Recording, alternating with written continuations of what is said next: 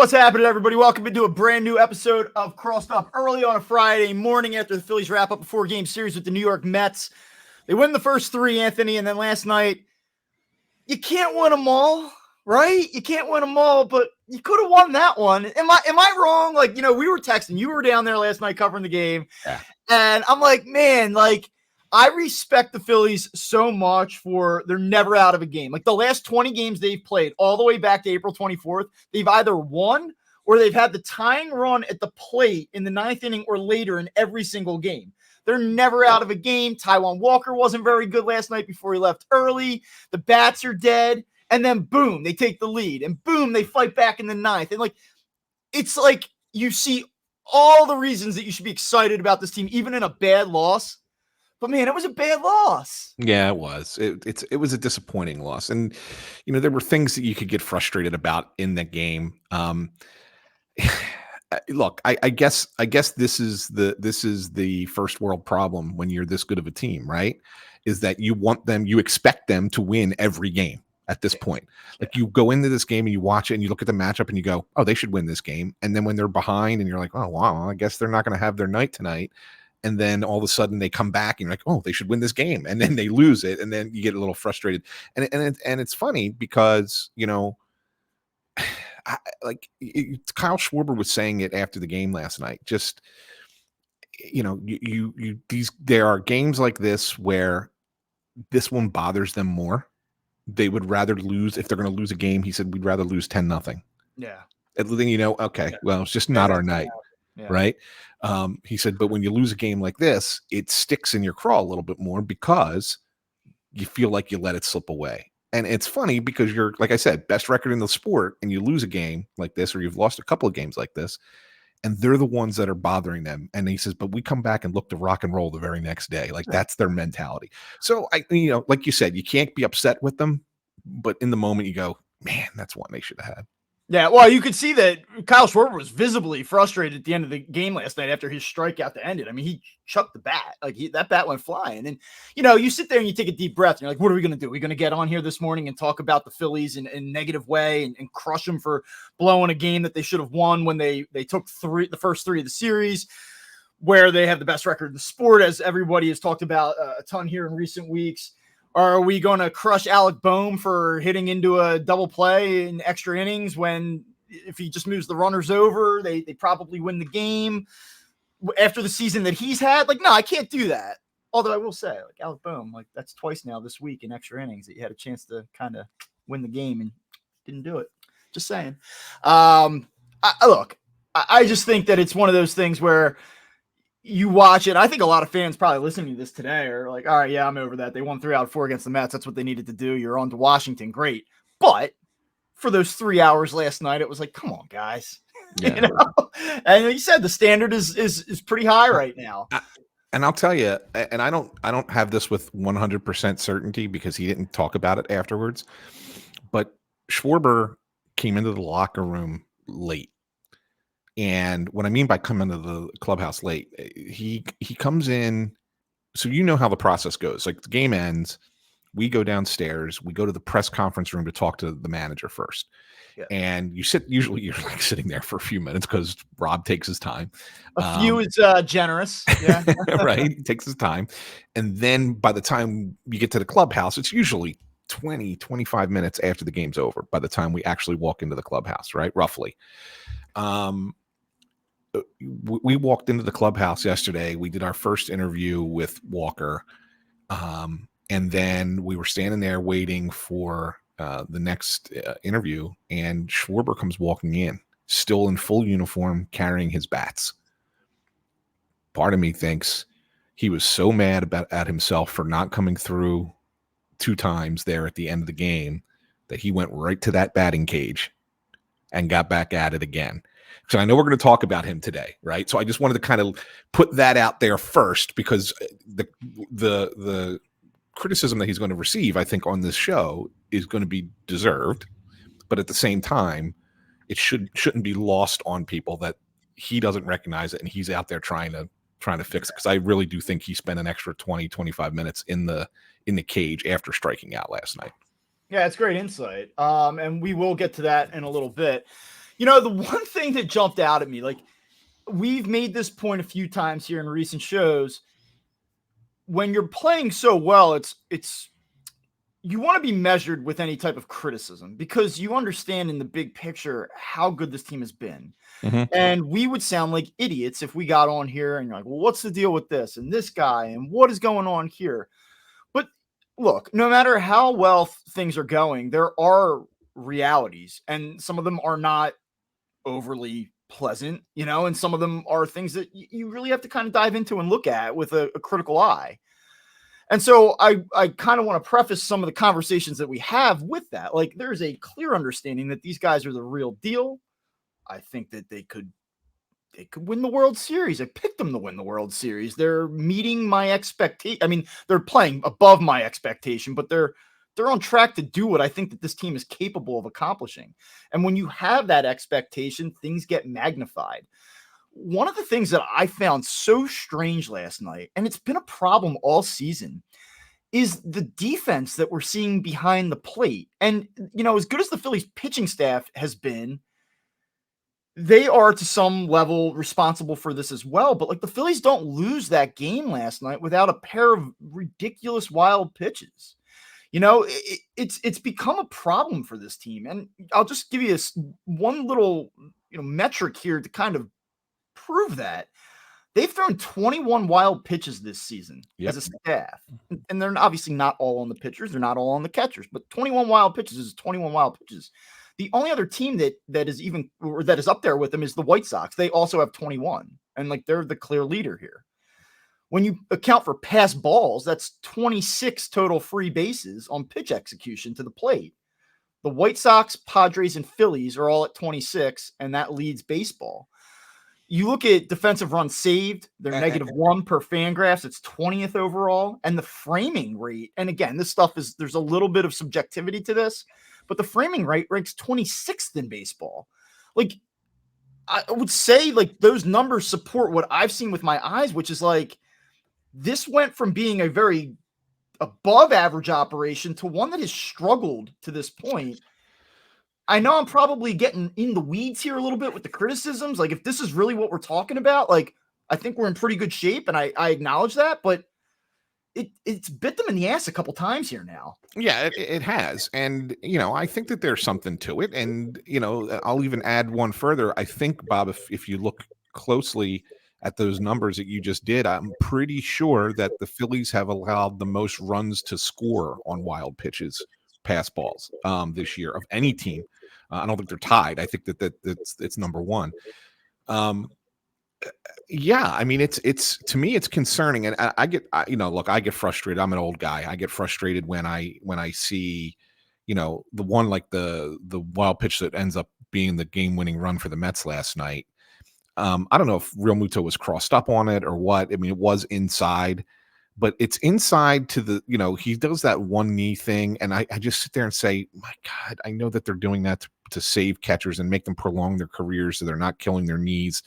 But, there's a reason that back in the day, a catcher stood a certain way. And if you were, not on one knee and kind of leaning the other direction, you can get over and block that ball, right? That one doesn't get past you, and you don't lose that game in that spot. So, like, that to me is one of those moments when, geez, I think Real Muto can make that stop. So yeah, Bob, I mean, it ends up being, a little bit more about the catchers and how they are handling pitches like that. Like, I think that one bothered me a little bit. But Rob Thompson says after the game last night, this is what happens when you have pitchers with such good stuff, with such hard stuff, especially guys coming out of the bullpen. You're going to have to assume that one of the negatives is, hey, you're going to have probably a few more wild pitches than you normally would. Okay, fine. I'm okay with that. I just wish that they weren't in such key spots, like in extra innings, right? Yeah. There's no question about that. Why don't we kind of take all of the things that we would kind of consider to be in that negative bucket and address that, because there's a lot of good things to talk about, and I want to get there. But I do think when you're recording fresh off of a loss, go figure, it's an opportunity to kind of say, all right, like let's pick apart some of the things that we've seen here a little bit. And I guess one of the long-term concerns, everything that we talk about right now should be through the lens of winning a championship. Like we're there, man. Like that's where we're at. And it's a great place to be. Can this team win a championship? And that doesn't mean that you shouldn't enjoy the ride. I want to enjoy every single game, every single series, the race back and forth in the East, watching the statistical ebb and flow of each individual guy, and consume the entire season the way that baseball fans that are excited about a team would consume it. But in doing so, there is this eye on the prize, especially when you are this Phillies team that has been so close each of the past 2 seasons. So when I see the right fielder again start to struggle after a little glimmer of hope, I mean, just feeble at bats. And it's like, to his credit, he has the game tying sac fly in a really tough matchup. Like he, all right, that's nice, but you just see him bad at bat after bad at bat and feeling for the baseball. And it's just like, damn, dude, like it just feels like this guy can't get himself on track. And then it's compounded by the fact that Kyle Schwarber, who's had some moments here, right? Like it's not like it's a mess. He had a big hit last night, right? Big hit last night. Like, yeah. But overall, you look at where he's been since he's returned to the lineup, and it's like, oh man, like they're really not getting a lot from a corner outfield spot, which needs to be very productive offensively, and then certainly from your DH. I mean, so what do you make of this? Yeah, I do. I do agree with you, Bob. I think that they've both been a little underwhelming. Obviously, Castellanos more so than Schwarber, just because Schwarber's had he's at least had some extra base hits. He's had some key moments, whereas Castellanos really hasn't even had those. Yeah, you're right. When you say feeling for the baseball, I think that's the best way to describe what he's doing at the plate, because I don't think he's flailing like he used to be. Like he's not chasing that down and away pitch as much. He still does it, right? I mean, he's not going to ever not do it. But he's certainly cut back on that. But it's really just his swing is just off. Like it's like he's not in sync. And when he's making contact, it's just he's popping the ball up. It's little lazy fly balls, or he's turning it over and rolling over a ground ball to third base or shortstop. I mean, really, that's almost every at bat is that. And I know that his game is up the middle, right? That's where when he's at his best, he's driving the ball to the gaps, right? That's what he does really, really well. But I almost wish he would just get to the point, because I was looking at the way that the Mets were playing him defensively, and far be it from me to say that the Mets know what the hell they're doing, because the Mets always do stuff that's so far outside the realm of normalcy. But they were shifting him to the point where that left field line is so open for him. I mean, the left fielder is so far to the gap to try and take away left center, and I just sit there and go, dude, just freaking pull a ball once, just one time, just turn on it. And you start turning on those pitches, maybe you start getting a couple of hits, even if they're singles or doubles, whatever, that's fine. And then you can go back to doing what you used to do well, because right now it's not working. Yeah, his last 7 games, he's 5 for 29. He's hitting 172. And then, go over to the Fangraphs page and just look at the way that he's striking the baseball. And you look at all of these StatCast metrics, and his hard hit percentage has dropped from 43 to 36%. His average exit velocity has declined by 2.5 miles per hour year over year. Like the barrel percentage has dropped from 10 to 7%. Like, and you go, okay, like I know that everyone always like gets in an uproar over exit velocity, but like at the end of the day, over the course of a season, the harder you hit the ball, the more productive you're going to be. Hitting the ball hard is a good thing. And you just see that the contact profile is significantly declined, and it actually looks a lot like it did in 2022. And that's a scary thing, because we know how that ended up. And, we talked about him, I guess, on Monday or late last week, maybe it was last weekend, about, hey, there's some positives here. Does he get to 21 home runs? Does he knock in 80 runs? Does he hit 250 and maybe hit 30 doubles? And are you overwhelmed by that as a final stat line? No. But you kind of say, given the start he had, that would be an acceptable place for him to finish. But that's under the assumption that he had kind of cleared that horrendous April. And then you're starting to see these same things pop up again. And you're like, oh man, like, is this just what it's going to be? Are we looking at a guy that maybe does hit 225 this year? Maybe he only hits 15 home runs, maybe is that guy. And like, is that enough to get the Phillies to where they want to go? Especially when you have a center fielder. And like, I want to get to him in a second. Like, especially when you have what you have going on in center field. I'm not really worried. Like, we can talk about Schwarber because it's not been great lately, but like, I don't have any concern about Kyle Schwarber. Like, I would bet a sizable amount of money that he finishes at 40 home runs or maybe a little bit over. He probably hits 213 and he walks a bunch, and that's what he does. Like, I think Kyle Schwarber's Kyle Schwarber, and we have no reason to think that there's going to be any deviation from that. But the Castellanos thing is a big problem, dude. Yeah, it could be. It could be. I mean, I'm a very patient individual, and I do think that, you give these guys time and wait and see. And, we're getting to the point where wait and see, you give a guy 6 weeks. Okay, look, you can have a bad 6 weeks. It happens in baseball all the time. But if it gets beyond that, then you start to wonder, is it going to come back? Are you going to find it at that point? Look, Right. look, I mean, to be fair, Trey Turner last year was much longer than 6 weeks that he struggled. Yeah. Right? He struggled for 3.5 months. And then all of a sudden he was, a superstar again. But as frustrating as that was, and maybe as concerning as it was, given it was year one of mega contract, Yeah. there's a track record where like, this is one of the 25 best players in baseball, hands down. Yeah. Year after year after year. And he's still supremely gifted athletically. He's got to figure it out. It would be absurd if he didn't. Right. This is a situation where you're like, I don't know. Yeah. Like the track record is good, but he's also, the track record is 2 years ago.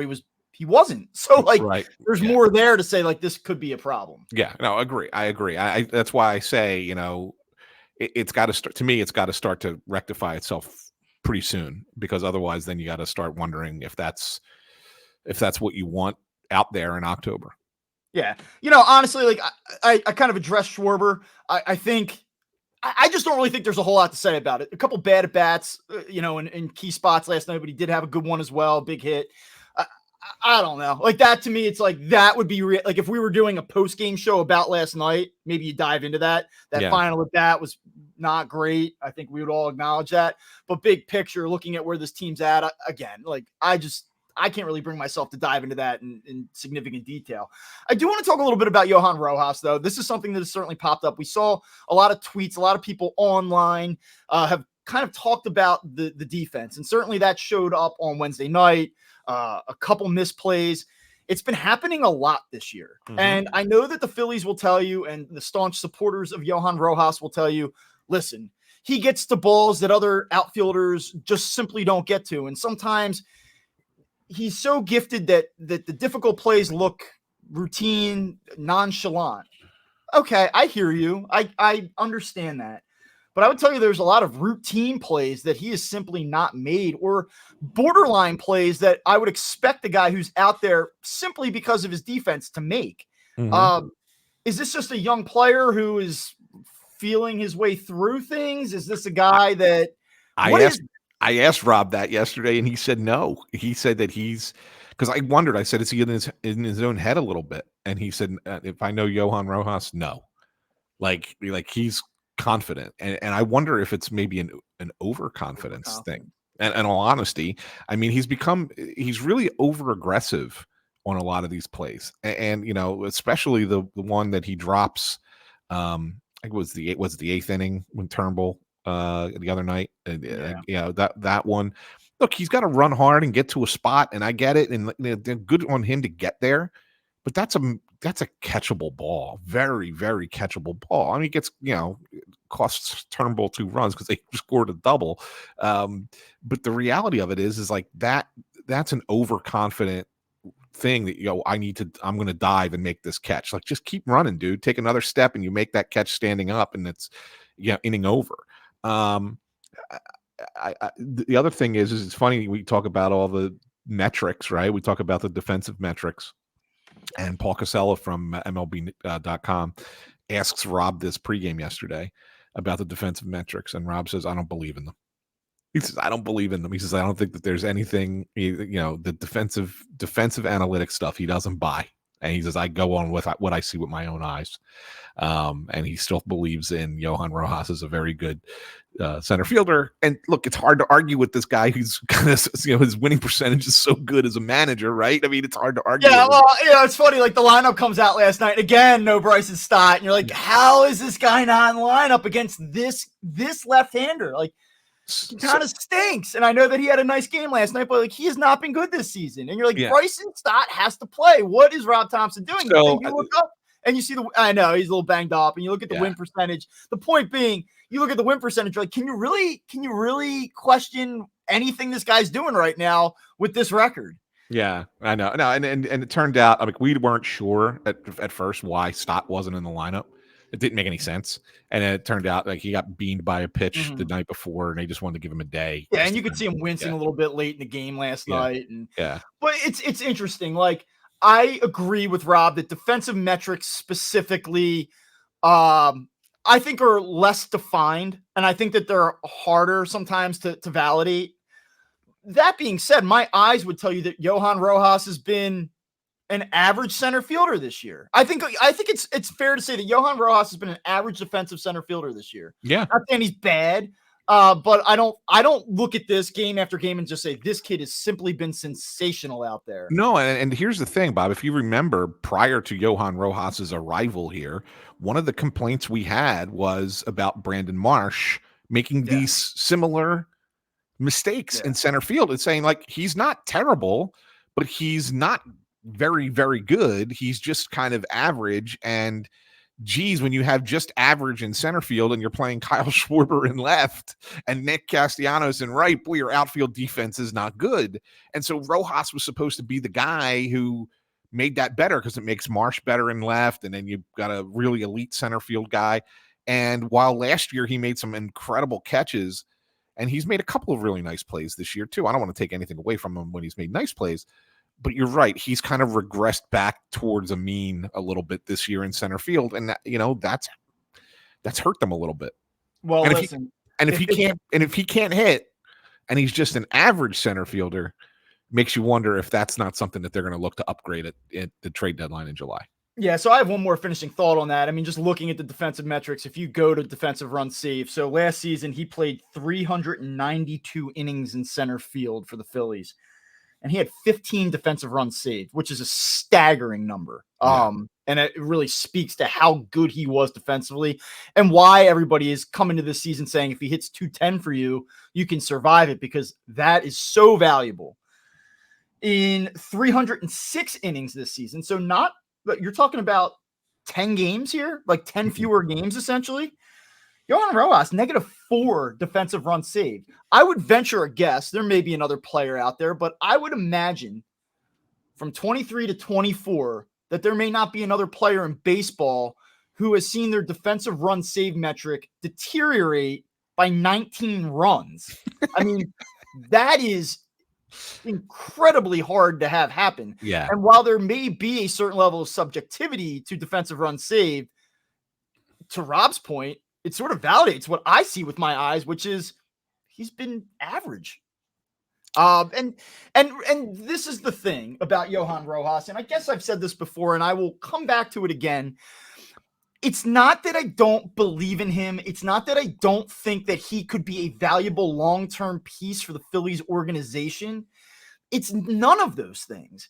It's about now. And is it good enough now? And when I say now, I don't mean on May 17th, but I mean on October 5th. Like, is it going to be enough this season? And if it's not, you have to find a way to hedge. And it's not get rid of Johan Rojas. It's not give up on Johan Rojas, but it's how do we optimize for now? And I think that that is going to be a consideration over the next 8 to 10 weeks that this team will really put a lot of resource into. Like, they are going to have a hard decision to think about in terms of how they want to address the outfield, because I think they are going to address the outfield. I've arrived there in one way or the other with whatever's going on in right field and whatever's going on in center field. I believe they're going to have to, because, by the way, as much as we love Brandon Marsh, good at bat late, a couple like good at bats, patient at bats late last night and all that, but the numbers against lefties are the numbers against lefties. Like, each of these guys have holes out there right now. And oh, by the Yeah. way, Whit Merrifield, who was supposed to be another option for you in the outfield, has been Dismal. outside of 2 weeks. He's been dismal. Yeah, good word. So I think for that reason, you're going to have to, someone's either got to step up. You know, that's like the most cliched thing in the world you could possibly say. But like Yeah. someone's either got to step up, whether that be Whit Merrifield, Nick Castellanos, Johan Rojas takes a step forward offensively or starts, you know, being Superman again defensively in center field, or they're going to have to go outside to get some extra help here. Because I don't think that outfield mix, you start to look down the line, is that going to be championship caliber? I don't know. You're going to need your starting pitching to be the best in baseball. You're going to need Alec Boehm to hit like an MVP, or Bryce Harper to be MVP, or Trey Turner to be. You're going to need guys to go so far above and beyond to carry the deficiencies that you're getting from your outfield at this point. You're right. And I want to throw something at you. This is, you know, our good friend, and, you know, we haven't talked to him in a year, my son. He threw some. I know he threw. No, I've talked to him, right, but not on this show. But he reached out to me. He's like, I know everybody wants to go get Mike Trout. Everybody, the radio stations are talking about it. Go get Mike Trout. You know, ask out Trout, all that bullshit. He said, with the Phillies, if they're smart, what they try and do before the deadline is you talk to the White Sox and go Tommy get. Pham? No. How about Luis Robert? Okay. And you look at that contract. He's got a couple years left on his contract, and it escalates up to $20 million next year. It's $12 million this year, but it escalates up to $20 million next year. He said, can you see a world where you can, you know, they'll take Castellanos' contract just because they're not close to being a contender, knowing that you could probably, it's basically the same money. If you're giving them multiple prospects along with Castellanos. So you basically are swapping salaries, and then you give up some prospects as well for Luis Robert. What's the deal with him? Is he on his way back? Like, so he had like a hip flexor strain or something like that back in April? And yes, he's not back yet, but that he would, you know, but once he comes back, because, you know, the White Sox are they're complete rebuild.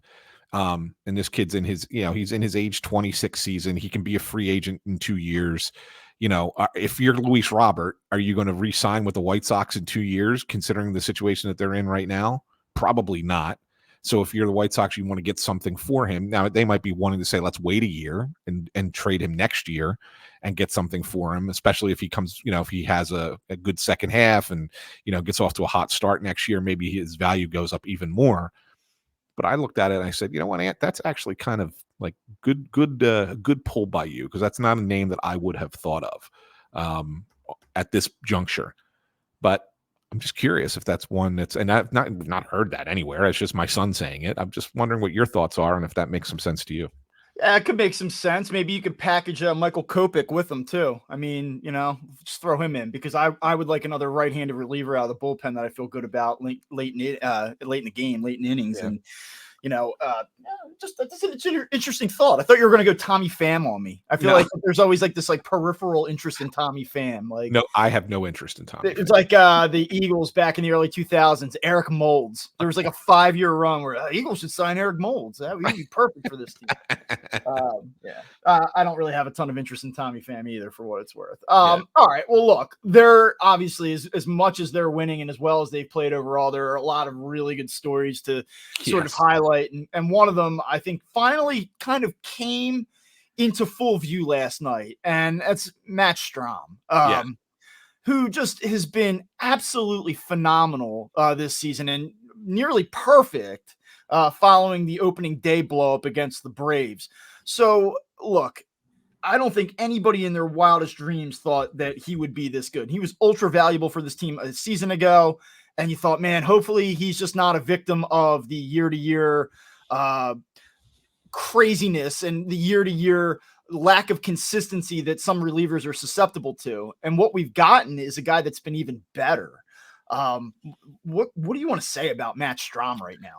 He looks about as good as any reliever in baseball right now. And I'm not just saying that because he's a Philly, right? I mean, when you look at what he has done since opening day, okay, I mean, it's unreal. Like he came in that opening day and the Braves got him. They got him for 3 hits. He gave up 2 runs, right? Didn't look all that good. Since then, he has now gone 17 and 2/3 innings, okay, where he hasn't allowed a run, which is a nice enough streak to begin with. First Philly to do that in a single season since Luis Garcia in 2017.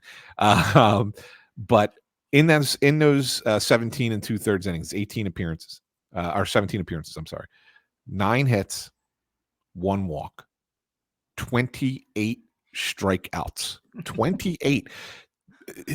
His OPS against is 358. 358. Teams can't even make good contact against him.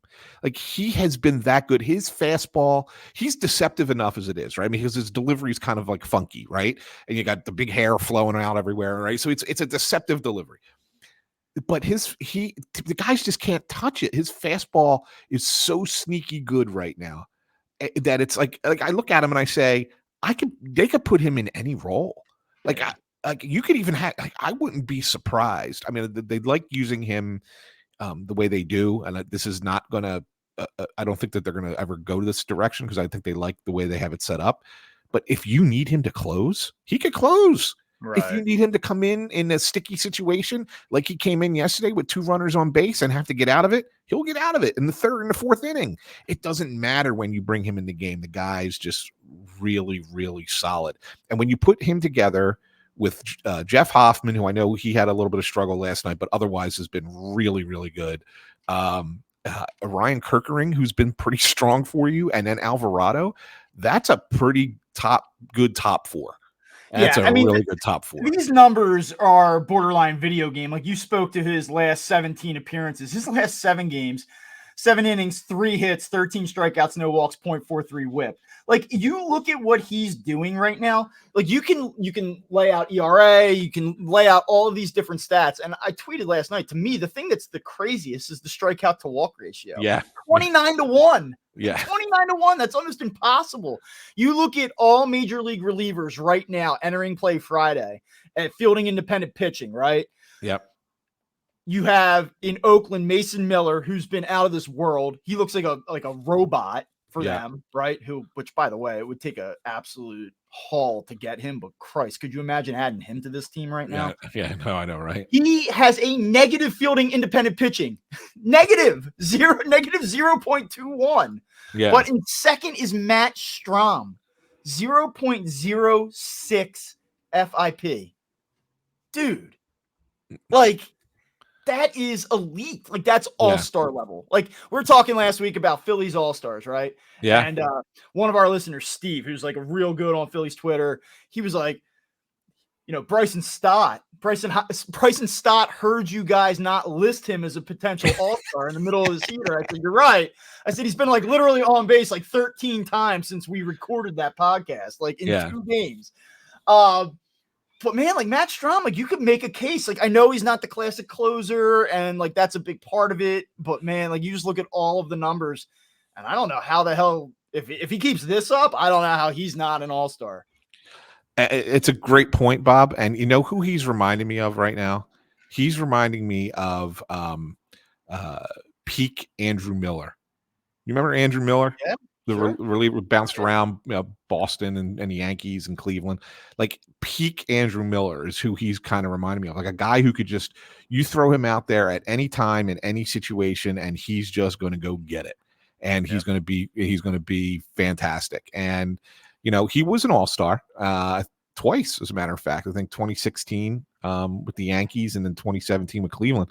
I mean, that's the kind of performance you're getting out of Matt Strahm. And if we go back and look at Andrew Miller's 2017 season with Cleveland, he wasn't even their closer. He only had 2 saves that year.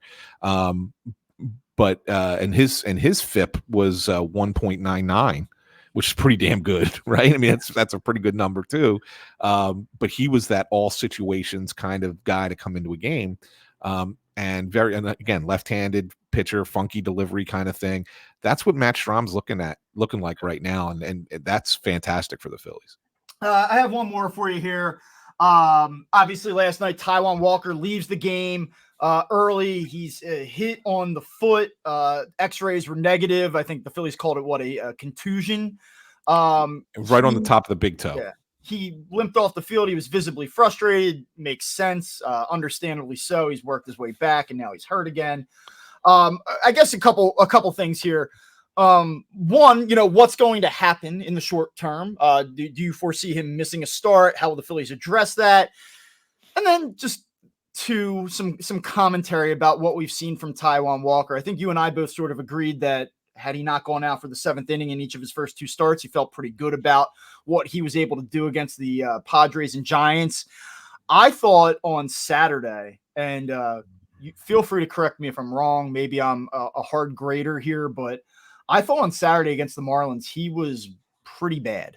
I thought that he was fortunate to survive that game with only giving up the one run. I think had he faced any other team that didn't sport the game's worst lineup at the moment, he would have probably been pounded into submission in that start. I found him to be wholly unimpressive. And same goes last night. I mean, it didn't get out of control.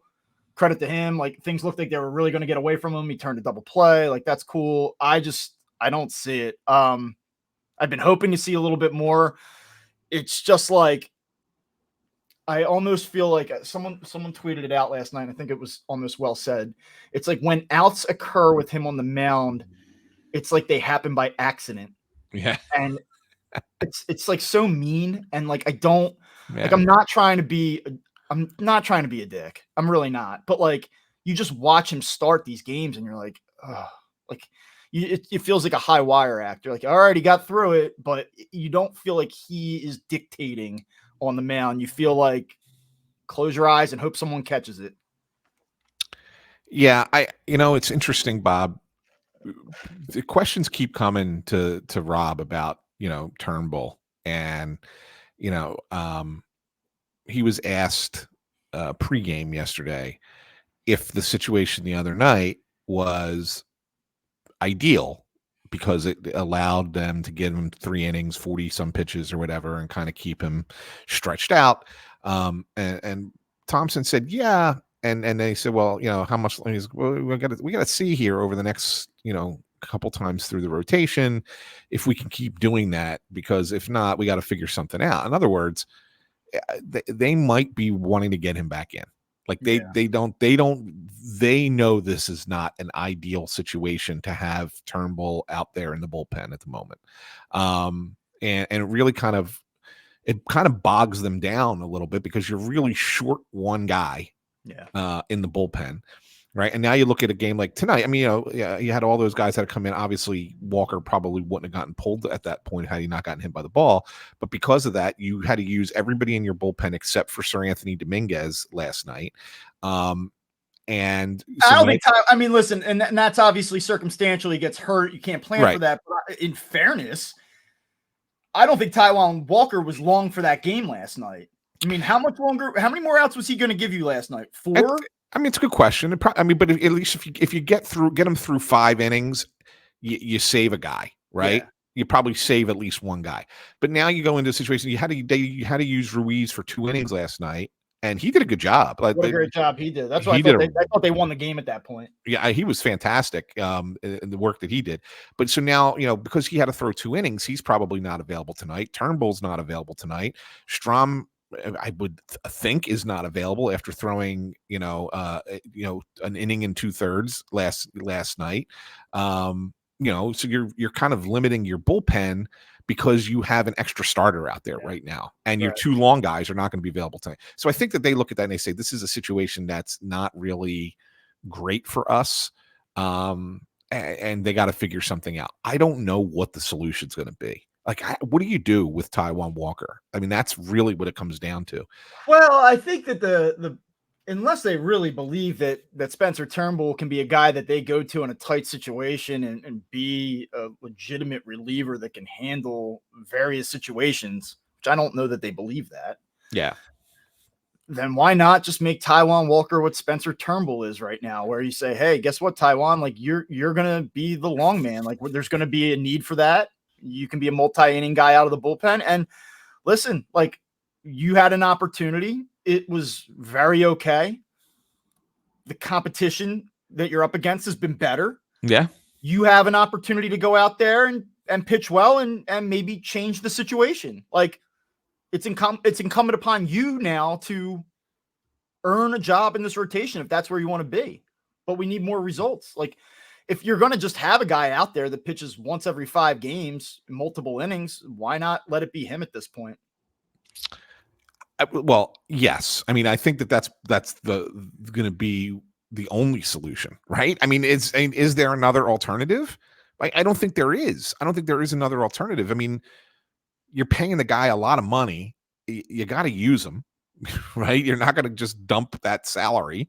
I mean, the only other thing you could do is you could continue to do what you're doing here, and you hope that he eats up innings. He has some starts like he does against the Marlins, and we're like, look, like other major league team, there's value in this guy, whether it be at the deadline this year, which I don't think they would do, or next winter you consider like finding a partner to make a move here, and if you send him to the bullpen and he's throwing 3 innings once a week, you've basically completely eliminated his value because you can't, in a future scenario with a straight face, say to another team, this is a good piece for you. Well, the one thing that's interesting is that, you talked about getting Suarez out after 5 innings the other night. And even though he had thrown 83 pitches and he had a tough first couple innings because of the weather, it was a plan. Like they had talked about it. They're these pullback starts is what they're calling them now. This is a new phraseology in baseball because, for the longest time, pitchers were not throwing 7 innings. Now all of a sudden, Phillies got a bunch of guys who could go 7 innings. It's like, well, do we really want them to throw 220 innings? No, we want to pull them back. So they're going to pull back starts where you could go longer, but we're going to pull you sooner. So this was a pullback start for him. You could kind of coordinate, each week a different guy to give a pullback start to, and you can have a Taijuan Walker come in and pitch the back part of those games. I don't know if that's something that's ideal, but it's certainly an option as well, and that kind of still keeps him engaged, keeps him active. And, if something happens, somebody gets hurt, then you can always put him right back in the rotation. That's got to be the only other. I don't know what else you could do. Yeah, what else do you do at this point? Yeah. No, yeah. I hear you on that. All right. I know we're sort of up against our time limit here. So if you want to jump to one last thing and we'll wrap it up. Well, one last thing, Bob, we got to do it. We got to talk about it because Ronel Blanco gets suspended for 10 games for a foreign substance in his glove. And my favorite quote of this story, first of all, it's the Astros, right? Surprise, surprise, the Astros cheating again. and this was another conversation I had with Anthony, and he was like, you know what, Dad? He said, this stuff is going to continue to happen, and it's going to continue to happen because there's no ramifications for it. And he's spot on that teams are not going to, they're just going to let it, if you get caught, okay, it's 10 games, big deal. You missed 2 starts, go back out there if you need the sticky stuff. But my favorite quote was the umpire, Eric Bacchus. He goes, I felt something inside the glove. It was the stickiest stuff I've felt on a glove since we've been doing this for a few years now. It was the stickiest stuff that I felt, and then Blanco tried to say, oh, I didn't put anything in my glove. Maybe probably just rosin. Yeah. I mean, I love it, right? Like Ronel Blanco is a good human being, a good dude, and he's worked his butt off to get into the starting rotation. I think he sees it as, look, I don't want to be out. I don't want to extend this any longer. I want to get back to the business of pitching. Yeah. Like, come on, man. Like, he's a great human being. He's probably a great human being, no doubt. I'm sure he's a great family man and a wonderful person. Like, you cheated. You cheated. You cheated. This organization continues to cheat. It's just what they do. They'll cheat again. We'll be talking about this again. Although this year, I don't think we have to worry about, the legitimacy of their victories. That team is, not for good. a variety of reasons, been a mess this season. So yeah, I wonder what they do as we approach the deadline. they have some things to think about because Yeah. they're one of these teams where you look at them and you kind of expect them to be competitive, and it's not happening. And they've got some aging players and some salaries there. And do they look at this as a one-off, like a blip on the radar, like, or do they, Yeah. they run it back, or do they say we've got to make some significant changes? That's why I think that they're going to be interesting. I want to see what kind of emerges out of Houston. I think Yeah. that's an interesting spot to watch come July. Well, that will wrap up Crossed Up for today. We will have a special Crossed Up for you on Monday. I already put this out there Yeah. on Crossing Broadcast. I think we could tell for those people Go who did ahead not then. listen to that. You Yeah. spearheaded this movement. So Yeah, no, because Russ brought it up, and maybe it wasn't on Crossing Broadcast. Maybe it was on Snow the Goalie. I do too many of these now. But we are going to be hanging out with Jeff Hoffman, Phillies reliever Jeff Hoffman, and so he'll be part of our Monday show. So we'll, thanks to the Phils for setting that up. But yeah, we're gonna have, it'll be a special little look. I guess we're gonna have video guy Craig come in and do it via video, so it'll be a little bit different look and feel to the episode. Depending on how long that episode goes or that interview goes, we'll probably do something on the front end and on the back end for the next episode. But definitely check us out on Monday when we have Jeff Hoffman on. That'll be a good time. Yeah, looking forward to that. All right. For Anthony Sanfilippo, I'm Bob Wankel, and we will talk to you next week.